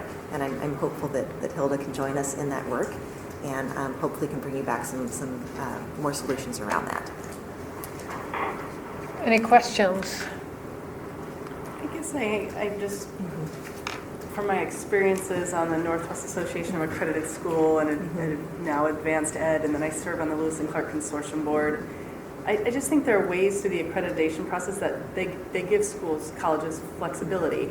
There's a narrative to explain exceptions or programs or partnerships that they're doing to support students in their communities. So I actually think the accreditation process could see that as a plus. The second, plus something like allowing IB teachers with the data, successful data, to be granted permission. I also have a sense of urgency, so I'd love some of your ideas. Future, can we be creative? Can we do MOOCs? Can we do flipped classrooms? Yes. But then there's the now. So short term, every year or two is another cohort of juniors and seniors that could be accessing these credits successfully. And I just don't think we have time. So is there, I like what you're saying, but could there be now? Yes, temporarily we could live with something like sanctioning IB teachers who have the data, but we also want the time to be creative because we know we can do even more than that. So certainly the administrative rule that's in place now does allow college presidents in some circumstances to waive that. I don't think it necessarily should become a common practice, but I think in areas where that is the best alternative now to make sure that student has that access, yes, a college president can waive that.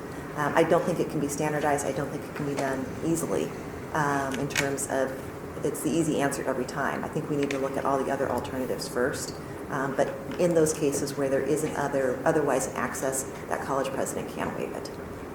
I do worry about the individual college president can, simply because I'm representing my COSA hat here, but when I polled my colleagues across the state, what is the single biggest barrier? They continue to say, I've been in this district, but I've been in that district, and I move, it's a different college president or a different group of professors, or getting to yes can be a timely process. So by the time we start the question, you don't even meet the kid until September when they come up sometimes, or know that they're ready. And if it takes a long conversation, you're in the second semester and it's too late. So some of these things are just practical sense of urgency. And I worry about leaving it up to individuals, kind of like what you said. So Senator Hass, and then we do have 5 people who want to do some public comments. So. I was just wondering, Andrew, if I think we are, time is important here, and if that work group that I heard you both referred to with COSA and the others and Gerald, if we can get some consensus on some draft language so that we can get this going.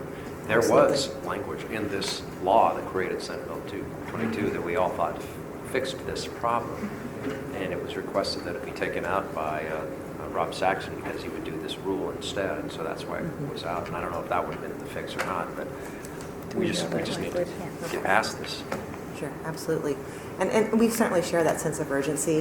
One other piece I do want to address is that we do currently have different standards at the various colleges because it is a faculty-driven issue. So how many number of masters in the course area count?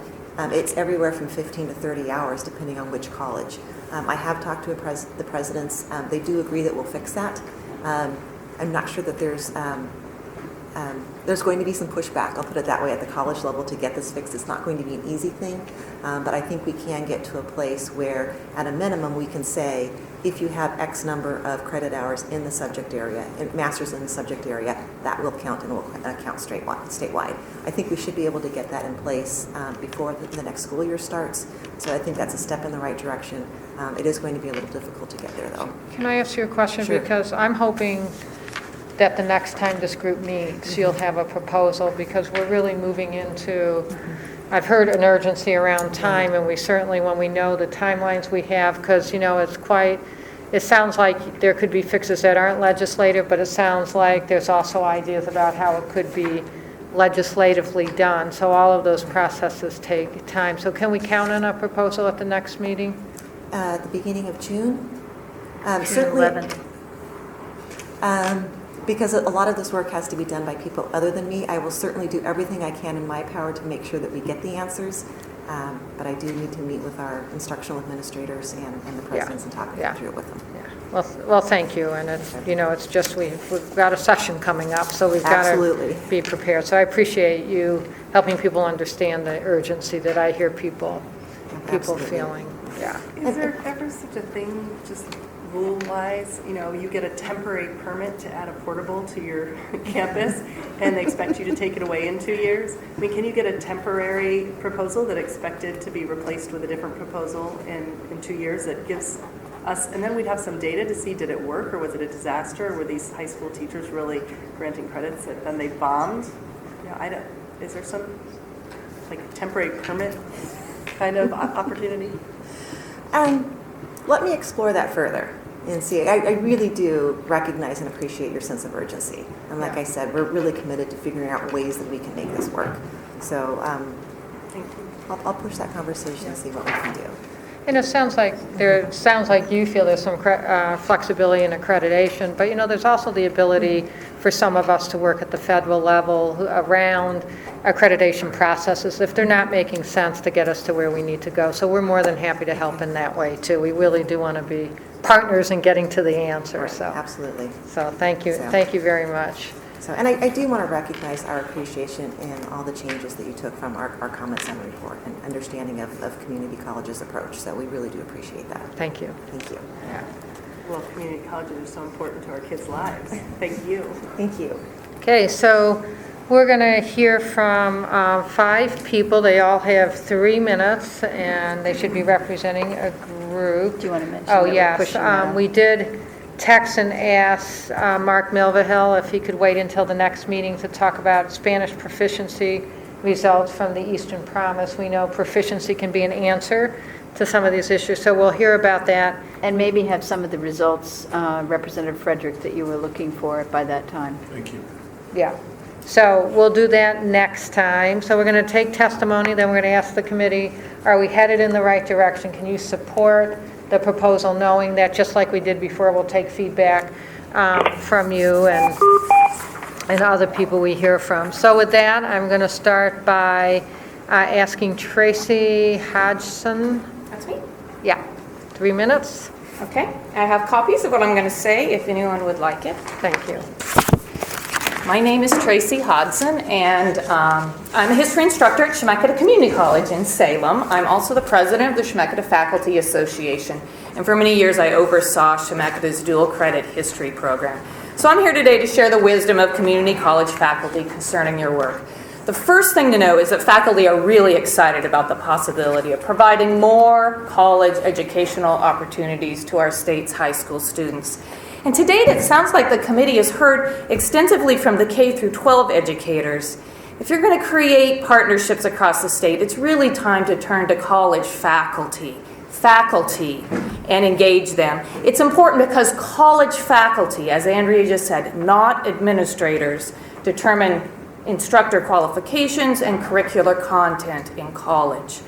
So when you talk to college faculty, you'll probably hear that quality controls will be needed to institute to convince colleges that students are doing college level work and thus accept the college credit that the students received. And most faculty support 2 models that would ensure that quality. First model is calling on our excellent high school teachers, like Principal Chapman has mentioned, to teach high school courses that end with a proficiency exam. The most respected, she's already mentioned, the IP and the IB and AP. I have graded those AP US history exams. I know the College Board works tirelessly to ensure that colleges recognize that their exams identify college level work. And as a result, those exams are accepted by most colleges already. We could create regional or state proficiency exams, but you should know that college faculty will not only want to create those, but grade those to assure themselves that there's college level work. The second model that would be readily accepted by faculty is one where college courses are taught by qualified college instructors. And this brings me to an important point. Throughout the deliberations of this committee, there seems to be an assumption there's a lack of qualified instructors to teach college courses in the high school. And I'm here to tell you that this shortage does not exist. There are thousands of qualified college instructors right here in Oregon that would gladly travel to high schools to teach college courses, even driving long distances to do so. Principal Chapman talked about some urgency. We could have hundreds of people there in September if the money was there. They would gladly do it. They would drive 2 hours. They would teach online courses. And to follow up with Andrea, we already have online courses existed. I have a history class that I could just open up to people next September. Don't need to create new things. We teach online all the time, and that's an option we could offer. And also, we would welcome students to our classrooms. And I would second what Principal Chapman said about co-location is an excellent idea. We have in Dallas, Oregon, an example of that across the parking lot. We should have more of that. So the people that can teach this are excellent part-time college faculty, and they are eager. They would love to be a part of this program. They will offer a quality college education that colleges will readily accept as authentic. So this committee is seeking to develop a partnership. We're at 3 minutes, so Okay. if you could just wrap it up. Oh, sure. Between high school and college educators, but you're not going to create a partnership where one side makes all the decisions and then tries to force it on others. That's more like a forced marriage than a partnership. So please now reach out to college faculty, listen to them and involve them in the process. And the result will be something pretty astounding for Oregon. So that's Thank you, appreciate that. Okay. Don Domes. So I'm actually a high school dual credit teacher, and I applaud you working on this issue, and I appreciate the work and legislation that you're working on. I have had former high school students with dual credits, and I've been doing dual credit since 1983. I may be the oldest antiquated person in the whole state on this stuff.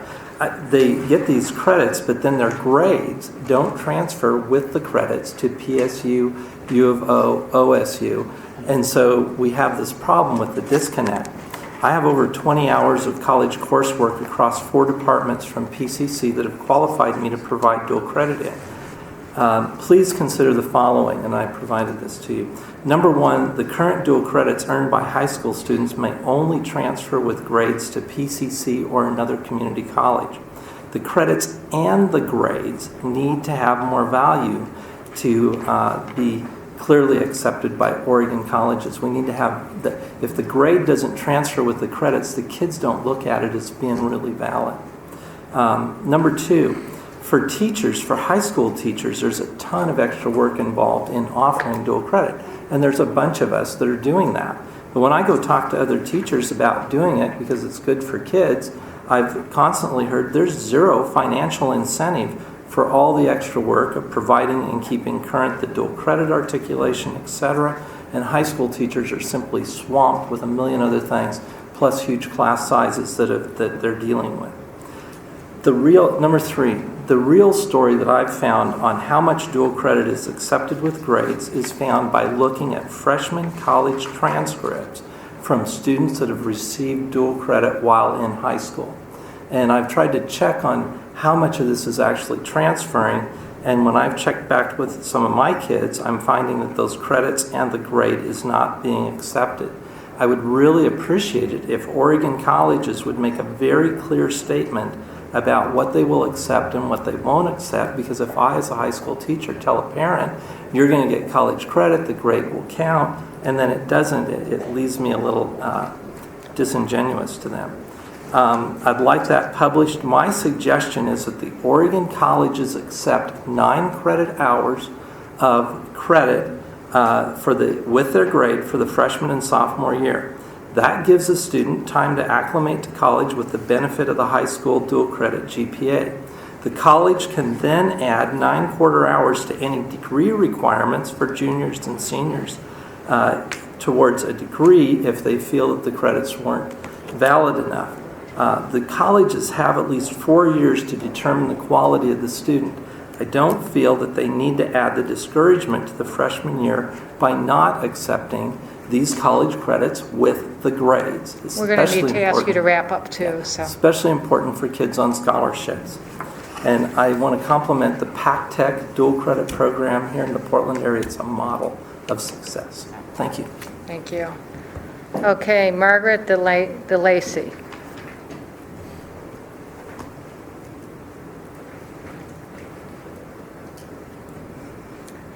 Hi, I also brought you some more paper. So, do you have, oh, okay. Thank you. My name is Margaret DeLacy, and I'm here testifying on behalf of the Oregon Association for Talented and Gifted. We're very excited about the work. We think it's going to be good for our kids.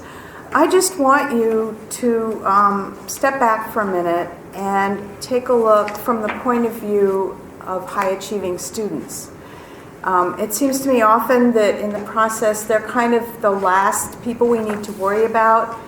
I'm seeing a concern about making these classes more available to medium and low achieving students.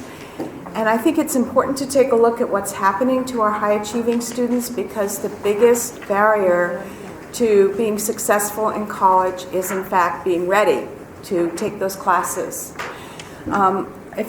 I've pulled out Portland data because I don't have statewide data, but if you look at what happens, this is Portland Public Schools' own charts here. What happens to our students who exceed? They are really not making gains from year to year in our schools at all.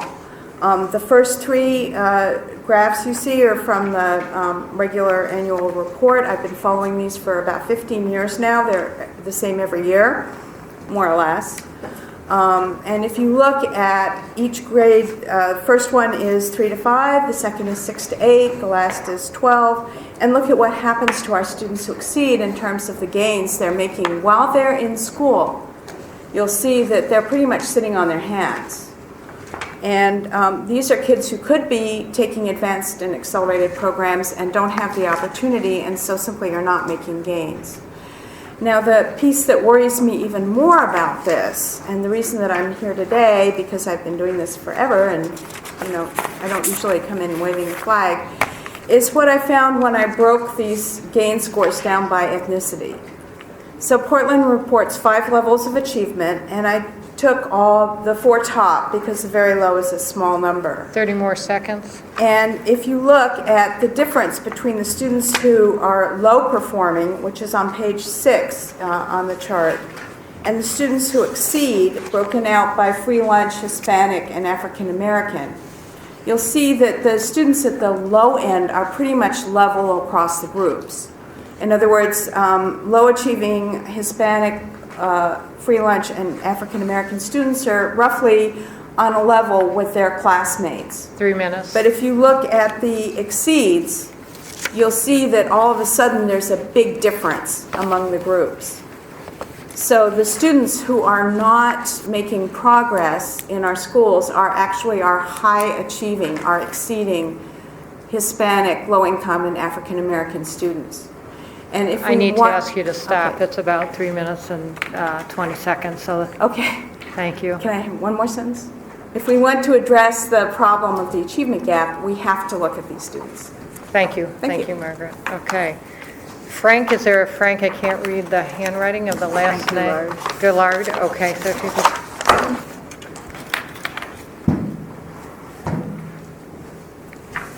I started my watch hard. Okay. Dr. Golden, members of the committee, thank you. I'm Frank Goulard. I'm a faculty member at Portland Community College and also worked in K-12 for the last 35 years. I'm also a member on the HEC, Higher Education Coordinating Commission. And like Tracy, the first speaker earlier, I'm president of our faculty union at Portland Community College, 2,000 plus people, many of which are part-time faculty. And I'm glad a lot of the things that were discussed today in public testimony as well as the earlier testimony,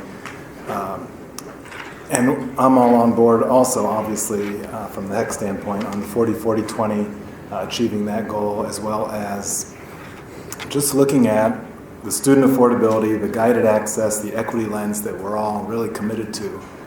But for that to be achieved in the framework of what we're talking about today, we do need the total,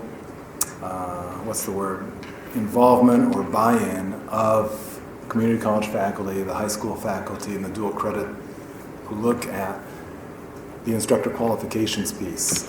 Sure, there has to be funding committed to make that happen. And I think as Gerald and Andrea have pointed out, we can come back from the community college perspective with some kind of rubric that shows, okay, master's degree in something, maybe not necessarily a related area, plus X graduate credits. Currently at PCC, it's 30 graduate credits, quarter credits. I was supervising dual credit authorizations for Portland Community College in the math department, where I worked at as a chair for 15 years, from 1997 to 2012. And all fine instructors that I worked with at local high schools, Lake Oswego High School, Lake Ridge High School, there was Cleveland High School, Forest Grove High School, Sherwood, Horizon Christian Private School down near Tualatin, and all excellent instructors. And I was the instructor of record for one who was short of in Sherwood High School, who was short of her master's plus 30 credits that we required at PCC. And so we did a provisional instructor of record there, along with a fellow at Lake Ridge High School, or Lake Oswego High School, same situation. We did that for 2 years, and in one case, the person decided not to continue because they didn't meet the upgraded qualifications. In the other case, the one at Sherwood High School, she did increase her credits going to school, graduate school, and achieving those. And she told me later she's thankful she did because she learned a lot. She had more maturity, more perspective on the curriculum and how that related eventually to her students. So I think we all just want to keep all that in mind. 3 minutes. 15 more seconds. Good. So I think we all just need to keep in mind that this is a topic that we all want to converse more on, and I think we can get to an agreeable end for all of us concerned for the sake of students in Oregon. Thank you very much. Thank you so much. And I can be back June 11th if necessary. Is that Furry or Furray? So Kevin Furray, is it, or did I get their last name right, or is it Furry? Furry. Furray?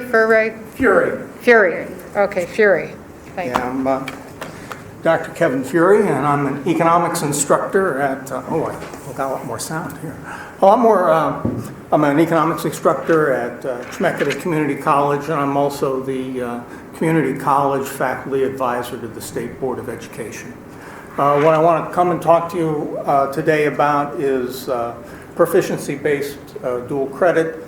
And when we were having the discussions over the changes in the OAR and discussions about dual credit in general at the state board, Rob Saxton and others were emphatic about the point that if the courses offered in high school are not college level courses, then they shouldn't be given college credit for those courses. But from what we've seen at Chemeketa, the implementation of these Eastern Promise programs is turning out to be somewhat different. And I think the reason for this is because of the incentives facing those who are implementing these programs are different than the incentives that are facing those who are higher up in the educational superstructure. That is, superintendents have, as part of their achievement compacts, the number of credits earned by their students before they graduate. And also there's a fear out there that legislation may be coming down the pike that will require high school graduates to have 9 credits of college work before they can graduate. So that what we've seen happen, and I'm sure there's no superintendent who wants to have their students get a poor quality education or end up in college and taking writing 122 and getting ambushed because they don't have the really the skills. But when you have a situation where you have a system that's set up which rewards quantity, but there are no rewards for quality, then you're going to have a system that's going to be biased towards sacrificing quality for the sake of quantity. Now, what we saw at Chemeketa with the institution of the Eastern Promise grants is that instead of having the writing faculty dictate what would be the standards, what ended up being is a negotiation between the college faculty and the high schools. And the negotiations always went that the colleges wanted more rigor, more assessments, higher quality assessments, and the high schools were always asking for less. Now, 30 more seconds. Yeah. The Chemeketa is just one case, but the incentives in front of Chemeketa are the incentives in front of others. One way to cure a problem of having continuous negotiations between districts is to put forward state standards that are articulated by groups in English, and there's already a group of 4- and 2-year college instructors, OEIB, and the same thing for math, and that could essentially a model for the other disciplines that people are hoping will come on board later. Thank you very much. Okay. So that completes our public testimony. So with the benefit of hearing from the field, we just want to get a sense from each of you. Are you comfortable with us moving forward, knowing that there were important things mentioned today from the committee? So I see Senator Stark and Senator Haas and Representative Frederick. I feel very comfortable recommending it. It's also too bad we don't build in just a few minutes to respond to a few things we heard, but I'll be around later if anyone wants to touch base. Thank you. Right. I feel comfortable moving forward. Okay, great. So, we're going to just continue to go forward. So I thank you for that very much. Peyton, just in response to your question about responding, I mean, it's the time to hear the public testimony. You certainly can get a hold of any committee member, get a hold of Hilda, and if there's something you're thinking about that needs to be brought into the conversation. Thank you. And we certainly can move it forward because those are important pieces of information to shape our thinking. So with that, I believe that completes our agenda, so we are adjourned.